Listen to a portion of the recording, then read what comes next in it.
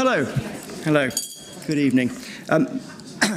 My name is John Keating. I'm Treasurer and one of the Vice Presidents here at the Royal Society, and it's my great pleasure and privilege to welcome you all to this really remarkable and important event, which marks the 90th anniversary of the Council for At-Risk Academics, Cara. I'm very pleased to welcome this wonderful lineup of speakers for this very special occasion. Stephen Wordsworth, who's the Executive Director of Cara. Professor Robin Perutz, who is a Fellow here at the Royal Society and who has represented the Society on the International Human Rights Network of Academies and Scholarly Societies for many years. We also have a cohort of Cara-supported scholars. Ms. Shahira Shahir from Afghanistan, now at Cardiff Metropolitan University. Ms. Kinthet San from Myanmar, now at Goldsmiths University. Dr. Irina Starovoit from Ukraine, a researcher at Risk Fellow. Professor Mirsad Al-Hassan, rector of Sham University at Shamarin in the non-regime northwest of Syria. He actually isn't with us physically tonight for reasons that will be explained and that make this evening's proceedings all the more important. He is a Cara Syria programme participant. And finally, Professor Alan McCarthy, who is the chair of Cara. The Royal Society is delighted to partner with Cara on this event and on a very wide range of other activities. Cara do vital work in ensuring at-risk academics can seek refuge from violence, conflict, and persecution, and reach a place where they can continue their work in safety and at peace. I'm pleased to welcome our friends and colleagues from Cara back to the Society. Cara and the Royal Society have a unique shared history. The founding statement of the Academic Assistance Council, as Cara was originally known, was issued from the rooms of the Royal Society at Burlington House on the 22nd of May, 1933.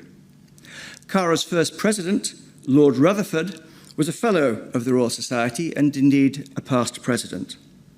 5 of the Society's past presidents were signatories of Cara's founding statement. Now, before I hand over to Stephen, who will give a little more background to why we're here today, I'll very briefly outline the order of tonight's event. We'll have the opportunity to hear a number of brief presentations on Cara's past, present, and on its plans for the future. We'll be hearing how it's transformed lives over 9 decades and done very important and vital work in that process. Following the presentations, there'll be a drinks reception in the next room, the room immediately next to this room. And all of you are welcome to attend and to continue discussions there. I encourage you, while you do that, to take the opportunity to look at the display cabinet next to the reception desk. Some of you may have seen that already. This contains letters and other materials that we've found in the Society's archives relating to the Society's support for refugee scientists, as well as the establishment of Cara. So, without further ado, I'm pleased to hand over to Stephen Wordsworth. Thank you. John, thank you very much, and we're very glad to be here for our 90th anniversary. Cara, what was then called the Academic Assistance Council, later the Society for the Protection of Science and Learning, has had a very close relationship with both the Royal Society and the British Academy, but our founding statement was actually launched from the rooms of the Royal Society in May 1933, which wasn't then this building, it was over in Burlington House. And I gather the rooms we had were up in the attic somewhere and quite small. But nonetheless, it was a starting point. And we have kept that connection since then, over the many years. The original mission of the founders in the founding statement was defined as the relief of suffering and the defence of learning and science. And that is still very much what we see ourselves doing today. There's still 2 parallel missions, which is about helping individuals, but also preserving the knowledge, the wisdom, the experience they have in their heads, so that can be used for the benefit of all and not lost. The circumstances in which people find themselves these days who need our help vary enormously, from open conflict So we have people here from Ukraine, for example, both through our own programme and with Irina Starovoitia under the Researchers at Risk scheme, which the British Academy have been leading on. It can be something they've written or said which has upset somebody, which might be a government or might be an extremist group. It can be something about them as people. In Afghanistan now, for example, women can't work at universities at all, full stop. But equally, there are other societies where sexual orientation, gender identity, and so on are issues which can get people into very serious trouble, or even threatened with death. So it can be anything from very personal to very widespread, very broad. But we are there to help them. In our early years in the 1930s, we reckon that between the foundation in 33 and the opening of the Second World War in 39, about 1,500 people were helped.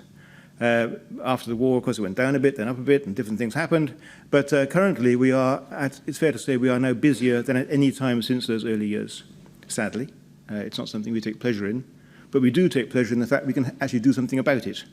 And we do that with the support of societies like the Royal Society, but also with our University and Research Group network and our 135 UK universities and research institutes who provide places, provide funding, and make it all possible. So many of them are here also tonight, represented here, and we are very grateful for that support, and without that we could do nothing at all. So that's the background. We'll now move on to the individual speakers who will tell you a bit about their particular part in all this. So again, moving on, Robin, if I could ask you to come and talk about Cara Past.